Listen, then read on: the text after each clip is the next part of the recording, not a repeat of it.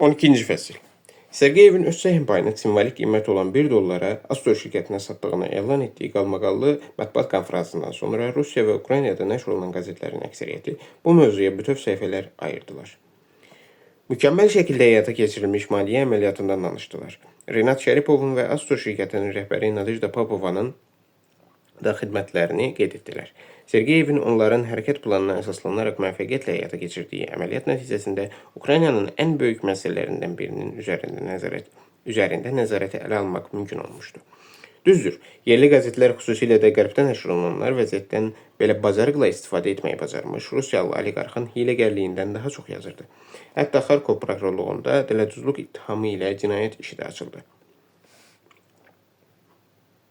Lakin prokurorların bütün cəhdləri boşa çıxdı. Sergeyev tamamilə Ukrayna qanunları çərçivəsində fəaliyyət göstərmişdi. Onun şirkəti rəsmi şəkildə qeydiyyatdan keçmişdi. Birjada səhm almaq hüququ vardı. Sergeyev işdən çıxarılan əməkdaşların hamısına 3 aylıq əmək haqqları qədər müavinət vermişdi. Onun heç bir borcu qalmamışdı. İstifadə etdiyi otaqların nəinki icarə haqqını ödəmiş, hətta növbəti ayında pulunu qabaqcadan vermişdi. Elektrik, qaz və suya görə bütün hesablar ödənmişdi. Sergeyev hətta zibilin daşınması və mühafizə üçün də pul verməyə macal tapmışdı. Onun mühasibat dəftərləri ideal vəziyyətdə idi. Heç bir qanun pozuntusu tapmaq mümkün deyildi. Hətta xərclədiyi pulları da Rusiyadan yox, köçürmə yolu ilə Belarusdan alırdı. Astorun milyonları məhz orada daxil olurdu. Renat həmin layihəyə həsr olunan məqalələri məmnuniyyətlə oxuyurdu. İlk həftədə səhimlərin qiyməti 6% artdı. Növbəti həftədə qiymətlər 4% qalxdı. Şirkətin direktorlar şurasına yalnız Renat Şəripovun adamları keçirilmiş, başqaları oradan uzaqlaşdırılmışdı. Popova öz vəkili vasitəsilə Qulşenko qardaşlarına təklif göndərdi ki, öz səhim paylarını birjada satsınlar. İzah etdi ki, əks halda qiyməti aşağı salacaqlar. Qardaşlar nə o dərəcədə dözümlü adamlar idilər, nə də qəhrəman. Başa düşürdülər ki, Astor şirkəti yalançı iflas haqqında elan etsə, bütün pullarını itirəcəklər. Ona görə də hələ Moskvadan rəsmi təklif gəlməmişdən əvvəl öz səhimlərini satmağa başlamışdılar. Onlar hətta çox yaxşı gəlir əldə etdilər. Öz səhim paylarının dəyərinin 10% qədər qazandılar. Nəzarət payı uğrunda mübarizədə Şəripovun yeganə rəqibləri sayılan Qulşenko qardaşlarının öz səhimlərini satmağa başladığı məlum olanda, bazarda qiymətlər yenə bir neçə faiz artdı. Popova Şəripova zəng vurdu. Sevinəcək halda, amma kifayət qədər təmkinli səslə xəbər verdi ki, səhimlərin qiyməti indiyədək orta hesabla 12,5% artıb. Əgər qiymət artımı bu sürətlə davam etsə, onlar nəinki Fransa bankına olan borclarını tamamilə ödəyəcək, həm də kifayət qədər böyük məbləğdə gəlir əldə edəcəklər. Renat zəng vurduğuna görə Popovaya təşəkkür etdi və ilk dəfə olaraq ağlından keçirtdi ki, maliyyə məsələləri və birja oyunları ilə məşğul olmaq çox maraqlıdır. Lakin bu vaxt Parisdən gələn telefon zəngi onun ovqatını bir qədər korladı. Yoxsa onun mərhum dayısı bu dəfə başqa şəhərdən zəng vururdu. İşin ən qorxulu tərəfi məhz bu idi. Renat Vladimir Qulşenkonun növbəti dəfə harada peyda olacağını bilmirdi. Axı o rəsmi olaraq ölmüş sayılırdı. Keçirdiyi plastik əməliyyatdan sonra isə tanışlarından heç biri onu tanıya bilməzdi. Hətta onun mühafizə xidmətinin rəisi də göstərişləri telefonla alır. Sahibinin hazırda necə göründüyünü bilmirdi. Sən lap əsl biznesmen olmusan. Qulşenko sözünə lağlaqla başladı. Görünür, səhimlərin alınması ilə məşğul olmaq sənin xoşuna gəlib. Sən o iki dağ sıçanına yaxşı kələk gəlmisən. O Qulşenko qardaşlarını nəzərdə tutturdu. Özləri günahkardır, Renat qeyd etdi. Yenə də afərin sənə. Amma sən belə şeylərə alışma. Mən hər şeyi hazırlamışam.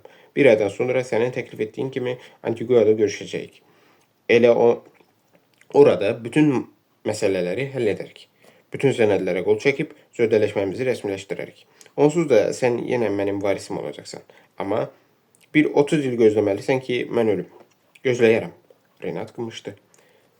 Daha pulları sağa sola xərcləmə. Sən səhimləri almaq üçün o qədər pulu haradan tapdın? Fransızlar bizim əmanətə qarşı kredit verdilər. Yəqin ki, bütün bunları Nadia Popova fikirləşib. Ləçər çox ağıllıdır. Amma nəzərə al ki, istənilən halda pulu qaytarmaq lazımdır. Sən qaytarmasan, gərək mən qaytarım. Azur şirkəti ilə də məsələni bitir. Onu bağlamaq lazımdır. Sənin üçün necə çətin olduğunu başa düşürəm. Amma nəzərə al ki, onlar daha mənə lazım olmayacaqlar. Mən sizin tərəflərə qayıtmağa hazırlaşmıram. Bunu anlayıram.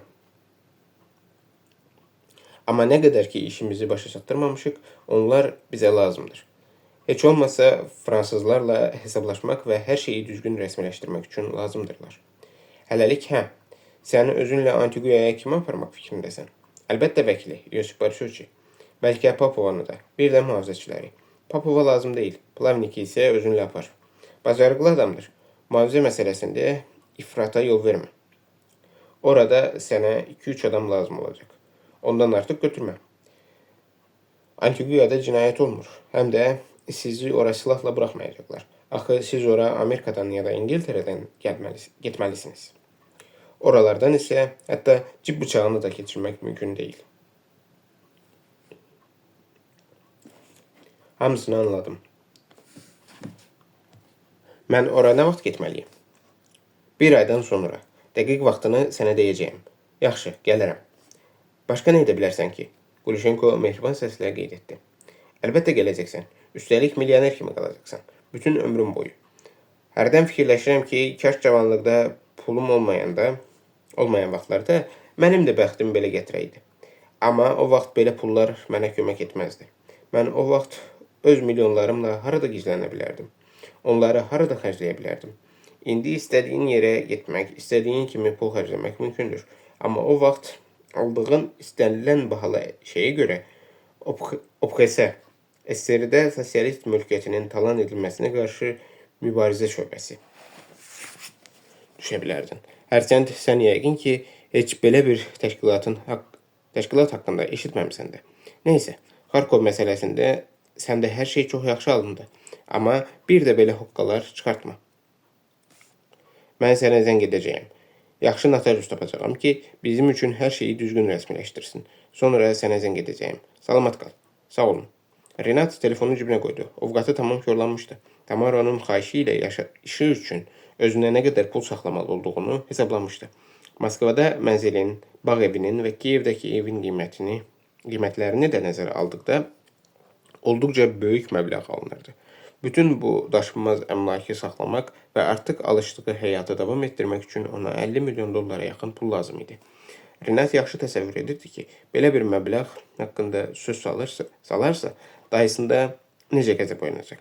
Hərçənd dayısı Moskvadakı mənzili və bağ evini onun üçün saxlayacağına söz vermişdi. Ancaq bundan artığına ümid etmək çətin idi. Hər halda bunlar onun pulları deyildi. Başının üstündən tökülən bu miras sadəcə bir möcüzə idi.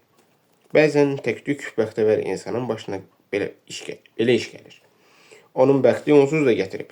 Həm inanı tapıb, həm də az qala bir il Şərqi Avropanın ən dövlətli adamlarından biri kimi firavan həyat keçirib. Tamamilə kifayətdir. Qalan ömrünü həyatının ən ağılsız bir ilini xatırlamaqla keçirəcək. Hərçənd hardasa qəlbinin dərinliyində bu həyatla və bu pullarla vidalaşacağına görə yenə də təəssüflənirdi. Gulşenko qardaşlarına qarşı apardıqları oyun onun xoşuna gəlirdi. Ağıllı, tədbirli, dövlətli və xoşbəxt olmaq onun xoşuna gəlirdi. İndi bunların hamısı ilə vidalaşmalı olacaqdı. Ancaq Birləşmiş Xarkov şirkətinin Gulşenko qardaşlarına qismət olmadığını sadəcə fikirləşmək belə ona çox böyük zövq verirdi. Həmin iki qardaş onda əməli başlı ikrah hissi oyadırdı. Şəripov Papovaya zəng vurub xahiş etdi ki, Xarkov şirkəti və onun yeni direktorlar şurası haqqında tam hesabat hazırlasın. Həmin qovluğu da özü ilə Antiguaya aparmaq yerinə düşərdi. Həmin yerlərə ilk dəfə səfər etmək maraqlı olacaqdı. Gulşenko haqlıdır. Özü ilə nə qədər mühafizəçi götürsə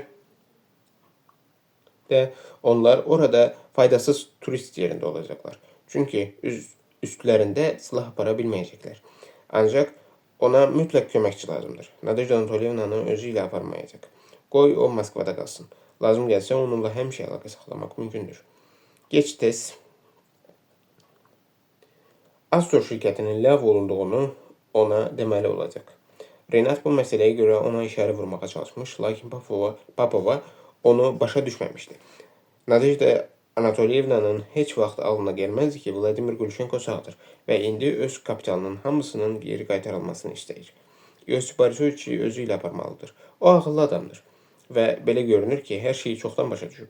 Plavnik hələ Vladimir Gulşenkonun sağlığında hazırlanması mümkün olmayan çox lazımlı sənədlər ortaya çıxmağa başlayanda məsələni anlamışdı.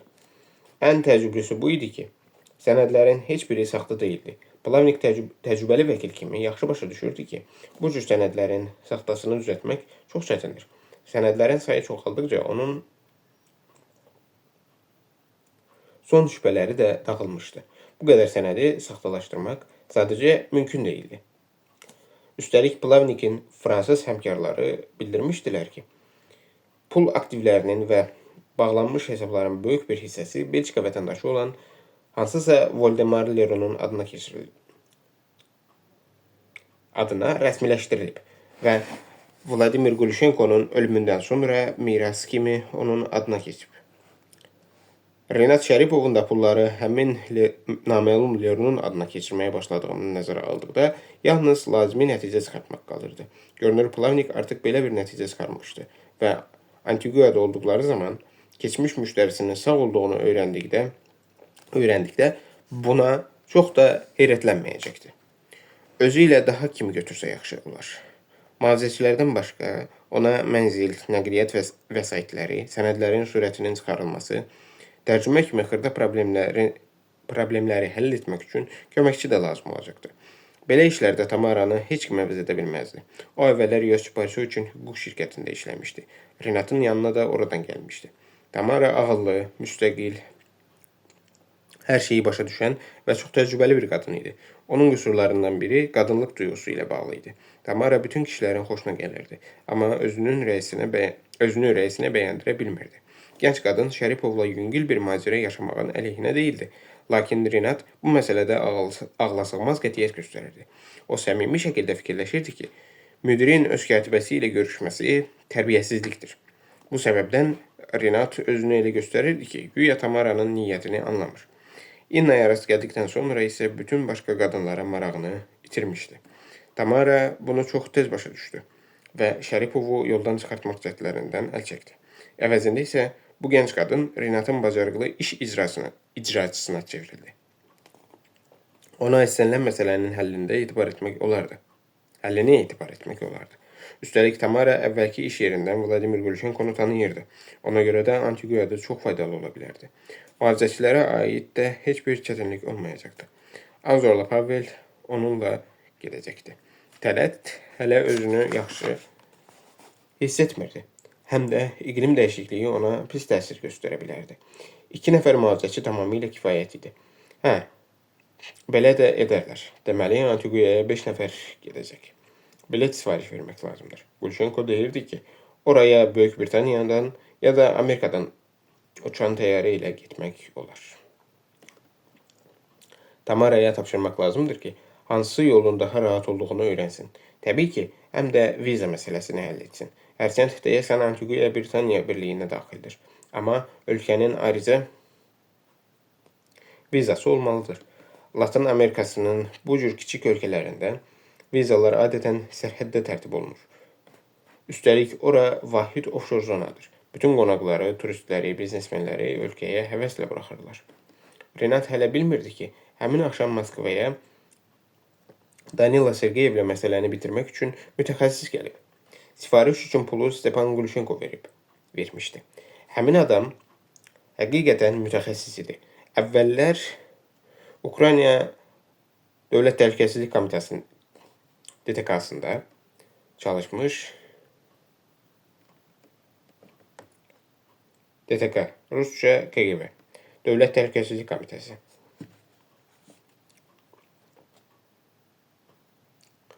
Gizli banderovçuların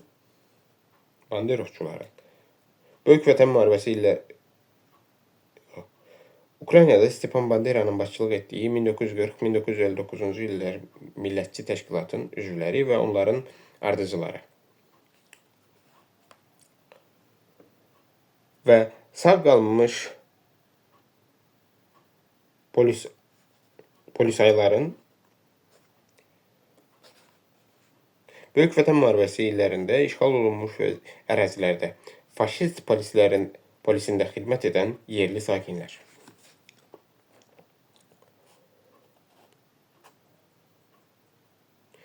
Axtarışı ilə məşğul olmuşdu.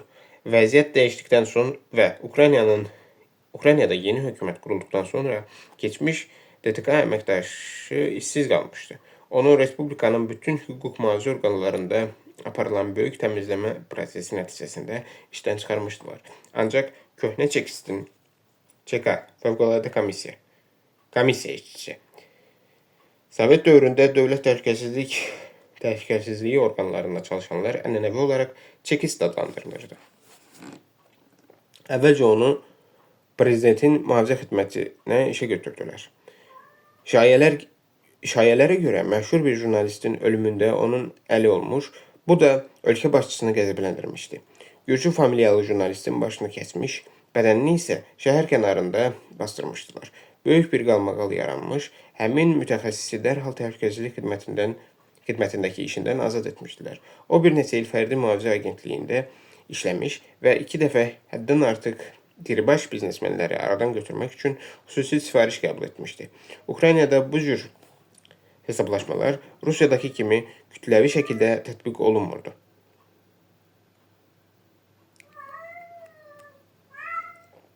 %90-cı illərdə Rusiyanın biznes işində rəqiblərin güllələnib öldürülməsi normal hal sayılırdı. Mütəxəssisi çox tez axtarıb tapdılar. Ona tapşırığı izah etdilər. Pul verdilər və mütəxəssis təyyarə ilə Moskvaya uçdu. O cəmi bir neçə günlük müşahidədən sonra özü üçün Danila Sergeyevin tam psixoloji portretini müəyyən edə bildi. Bu cavan oğlan çox yaxşı biznesmen, bilikli mütəxəssis, bacarıqlı təşkilatçı idi. Amma qeyri-ənənəvi cinsi orientasiyaya malik idi. Bu səbəbdən vaxtının çoxunu özü kimi cavanların yığışdığı müxtəlif klublarda keçirirdi. Mütəxəssis bu faktı öyrəndikdən sonra sifarişi tez və dəqiq yerinə yetirmək üçün nə edəcəyini dərhal müəyyənləşdirdi. Hələ son vaxtlara dək dəmir pərdələr arxasında olan ölkələrdə qeyri-ənənəvi cinsi orientasiyalı insanlara qarşı dözülməz münasibət vardı. Keçmiş ittifaqda mövcud olan cinsiyyət məcəlləsinin bu cür orientasiyaya görə həbs cəzası nəzərdə tutan maddələri də öz təsirini göstərirdi. İnsanların belələrinə qarşı ümumi münasibəti də pis idi. Onlara qarşı ikrah bəsləyir, onlardan qorxur və nifrət edirdilər.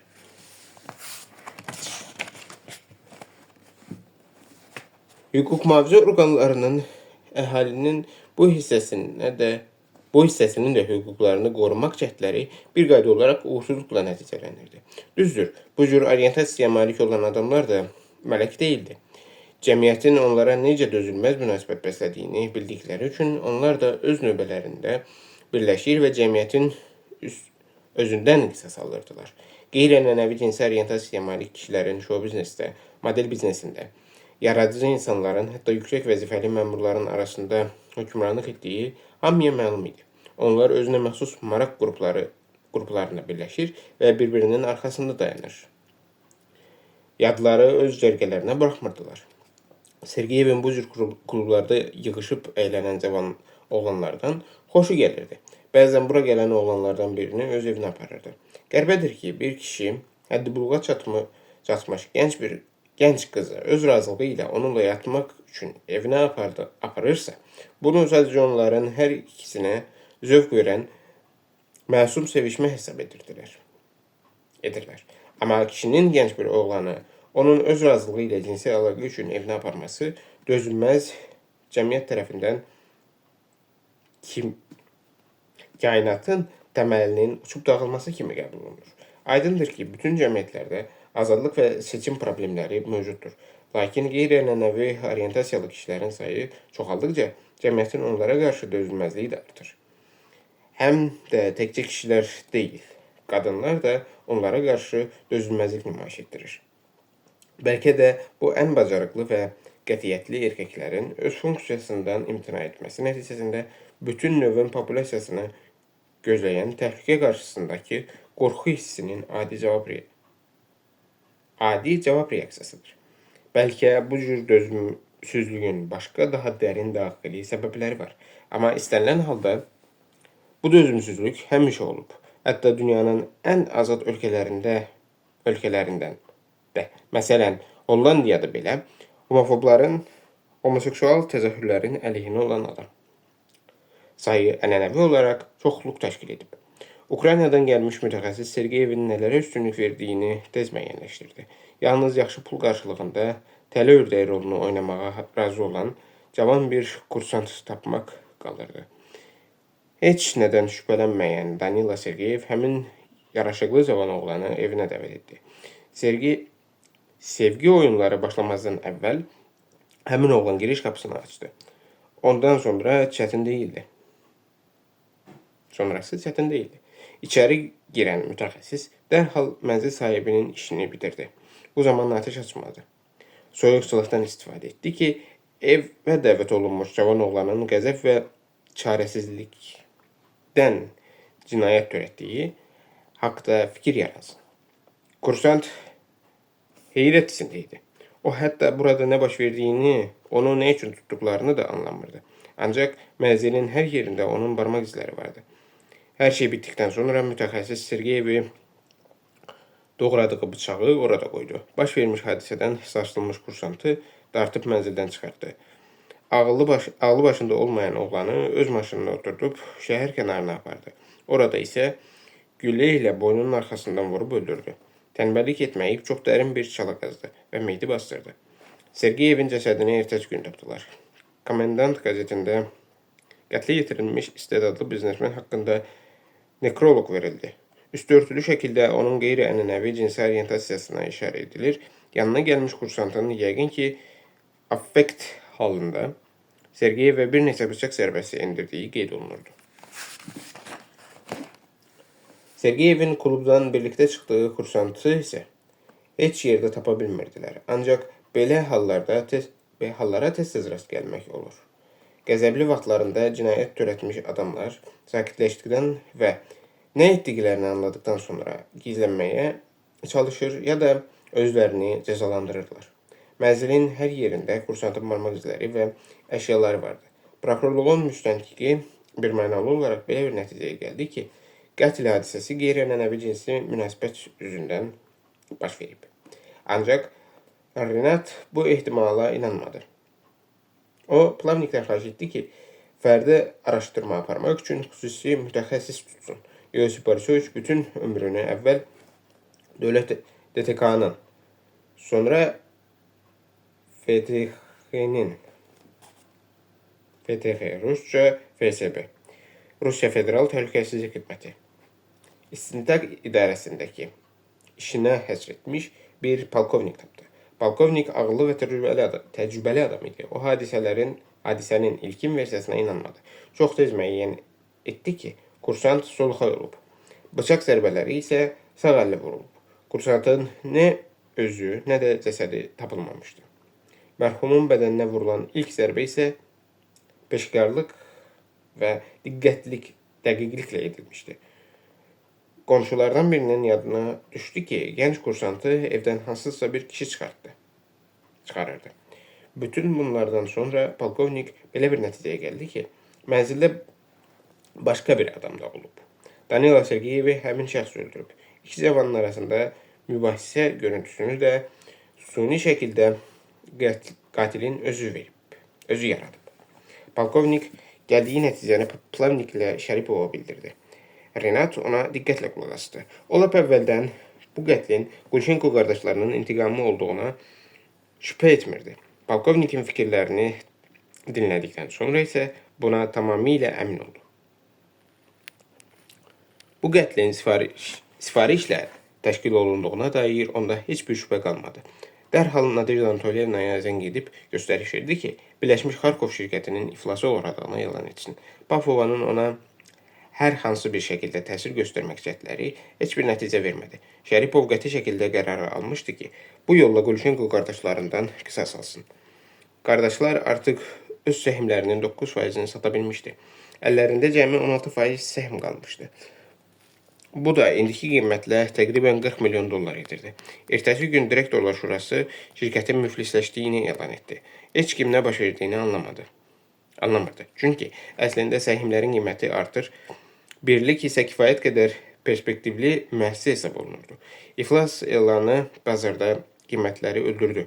Səhmlər əvvəlcə 20, sonra 40, daha sonra yenə 16% ucuzlaşdı. Çatışma başlandı. Hamı qiyməti düşmüş səhmlərdən yaxasını qurtarmaq istəyirdi. Qulşenko qardaşlarının ikisi də telefonun başında oturmuşdu.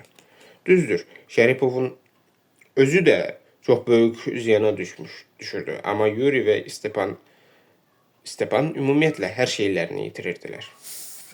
Qiymətlər sürətlə aşağı düşürdü. Artıq onların dəyərinin 10%-dən artıq pul verən yox idi.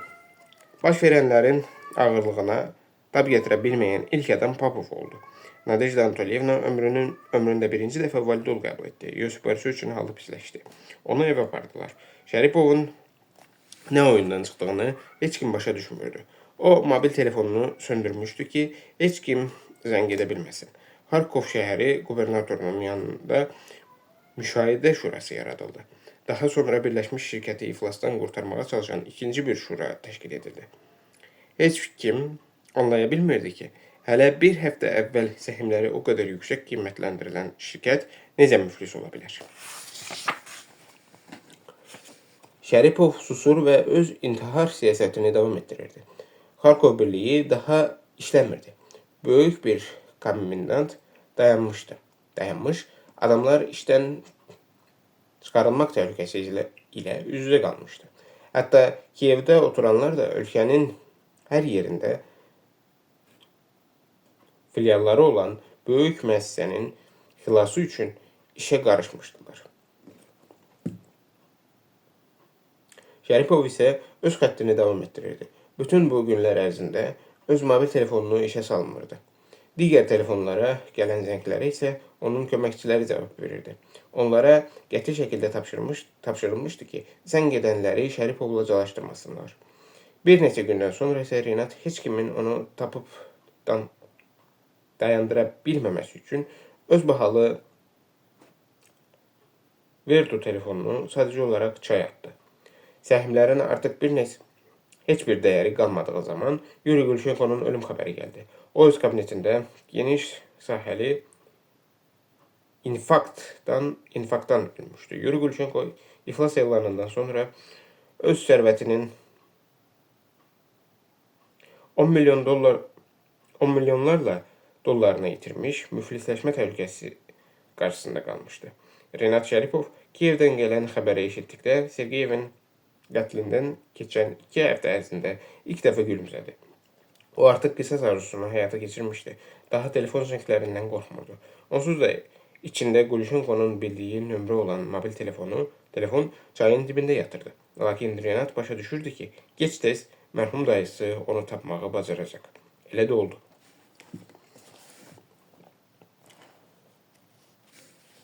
Son.